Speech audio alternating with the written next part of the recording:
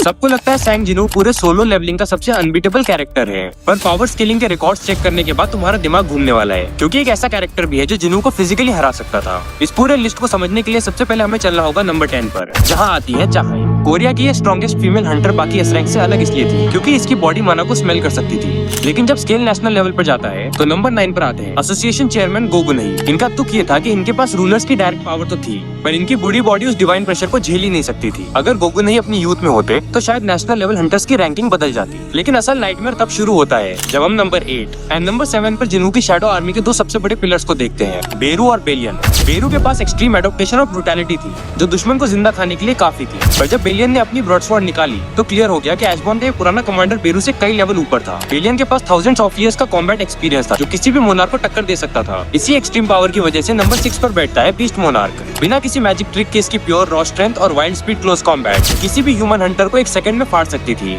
और इसका सबसे बड़ा सबूत हमें मिलता है नंबर 5 पर, थॉमस आंद्रे के साथ उसकी फाइट में। थॉमस आंद्रे जिसे दुनिया का सबसे पावरफुल ह्यूमन टैंक माना जाता था, जिसकी ड्यूरेबिलिटी के सामने बड़ी से बड़ी आर्मी फेल थी, उसे भी मोनार्क्स ने औकात दिखा दी थी। हालांकि जिन्हू ने बाद में थॉमस को कुत्तों की तरह पीटा, पर फिर भी थॉमस की रॉ पावर अनमैच्ड थी। लेकिन क्या थॉमस अमेरिका का किंग होने के बाद भी पूरे ह्यूमन वर्ल्ड में सबसे स्ट्रॉन्ग था? नहीं, क्योंकि नंबर 4 पर आता है चाइना का सबसे बड़ा राज, लियू चिगैंग। जिन लोगों ने मांगा नहीं पड़ी उन्हें लगता है कि लियू ओवररेटेड है, और 5 स्टार हंटर होने का मतलब है कि उसके पास 5 मॉन्स्टर्स से अकेले लड़ने की कैपेबिलिटी थी। उसकी 2 तलवारों का प्रेशर ऐसा था कि खुद एस रैंक हंटर्स उसके सामने खड़े होने से डरते थे। अब यहाँ से शुरू होता है गॉड टियर, जहाँ पावर्स नंबर्स में नहीं बल्कि प्योर एग्जिस्टेंस को मिटाने में मापी जाती है। नंबर 3 पर है एशबॉर्न द शैडो मोनार्क। एशबॉर्न कोई नॉर्मल कैरेक्टर नहीं था, वो डेथ का कॉन्सेप्ट था। उसने जब रूलर्स की साइड छोड़कर दुश्मनों को अपनी आर्मी बनाया तो खुद मोनार्क्स उसके डर से कांपने लगे थे। उसके पास एक ऐसी आर्मी थी जो जितनी बार मरेगी उतनी बार पहले से ज्यादा स्ट्रॉन्ग होकर खड़ी होगी। पर अगर एशबॉर्न इतना ब्रोकन था तो नंबर 2 पर अंतारिस द ड्रैगन मोनार्क क्यों है? इसका जवाब है एब्सोल्यूट डिस्ट्रक्शन। अंतारिस की ड्रैगन आर्मी और उसकी स्पिरिचुअल बॉडी मैनिफेस्टेशन पूरे प्लेनेट को जलाकर रख सकती थी।